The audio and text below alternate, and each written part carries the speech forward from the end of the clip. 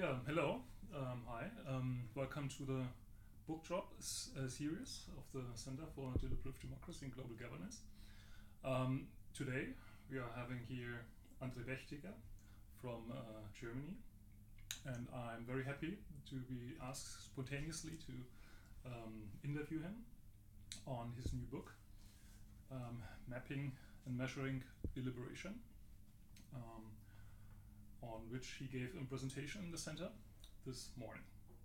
Just briefly introduce myself. I'm also happy to be here at the moment. I'm a visitor at the center for 1 month. I'm from Berlin. I'm based at Humboldt University, and I'm also working in a different, actually quite a similar area as André does and did.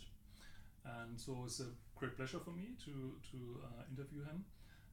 And I have to emphasize that it was it's the first time that we meet here in Canberra, although we are working in the same country.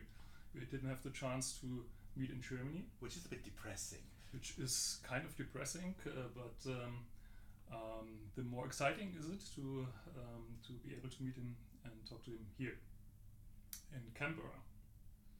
So great. So I would directly go into the first question. So, Mapping and Measuring Deliberation, a new book. It's a very general title and approach. There have been attempts to measure deliberation, and also you and your colleagues were pioneering in the field of measuring deliberation with the Discourse Quality Index. Developed already about 15 years ago or so. And so the first question would be, why it's necessary to have a new book out on this question?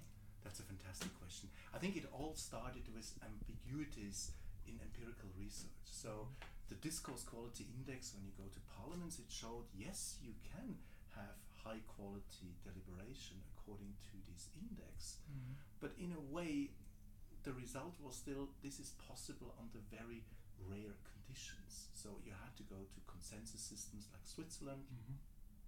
The issue had not to be too polarized, it had to be behind closed doors, party discipline had to be relaxed.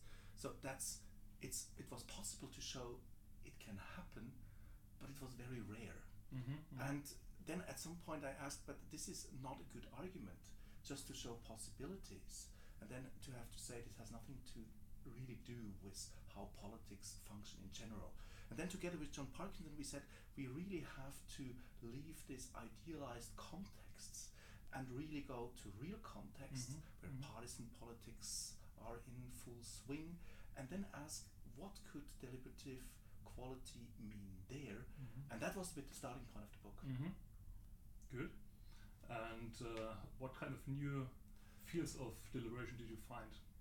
Well, what we did was we said, first of all, we have to take contexts and goals of deliberation really seriously. Mm-hmm. So let's go back to parliaments. Yeah. Is when you have a debate in a plenary session, can you expect politicians to change minds, to be reflective? Mm-hmm. Mm-hmm. No, and this is also not good representation, mm-hmm, in my view.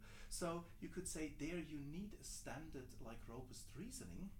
That's the standard, but not reflection. But if you, mm-hmm, go behind closed doors, it might be easier for these politicians to actually reflect on policies. Mm-hmm. So we would say deliberative quality is contingent. It's contingent, mm-hmm, on goals, mm-hmm, and, mm-hmm, contexts. Mm-hmm. And it's not a fixed thing where you say these are the standards, mm-hmm, and they have to be fulfilled, mm-hmm, everywhere, mm-hmm, otherwise it's not deliberative. Mm-hmm. Mm-hmm. So depending on different contexts, different goals, things might look very differently. Mm-hmm. And could we go into a bit more detail then?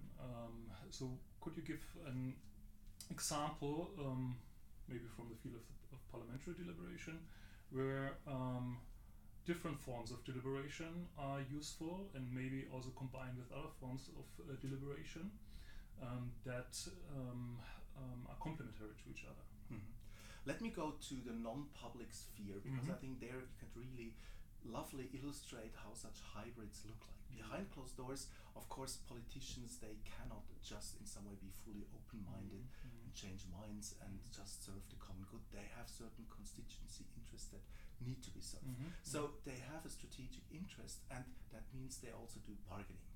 But then you could say bargaining, negotiation can come in different ways. That can have a deliberative quality in the sense that they actually justify why they're doing certain things. That can also involve a lot of respect for the other position. And at that point you create interesting hybrids.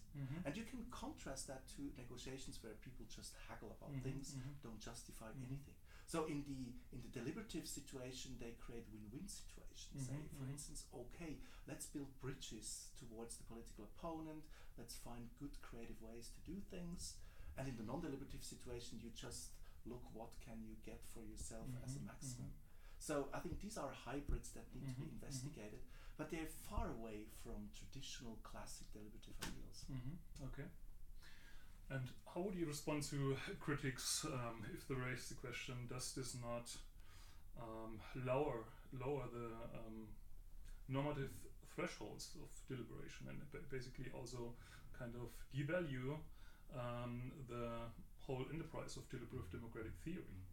Is it then not completely relativistic if you say, okay, it depends on the context how deliberation should look like?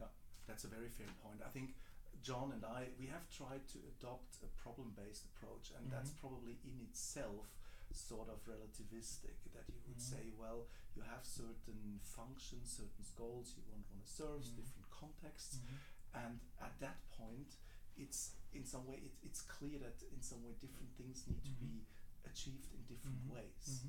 But this is a bigger question, I think, and you can say maybe the debate will still be whether people are willing to adopt a more principled approach or just say that the problem-based approach is the way to go. We decided for a problem-based approach with all the strings attached. Yeah. So we could summarize this approach opens new avenues for theoretical and empirical investigation, but also opens many open questions, new open questions, and it's more a mapping, as the title says, than giving finite answers. Yes, absolutely. The book, I think, is an invitation to deliberate. Okay, thank you very much.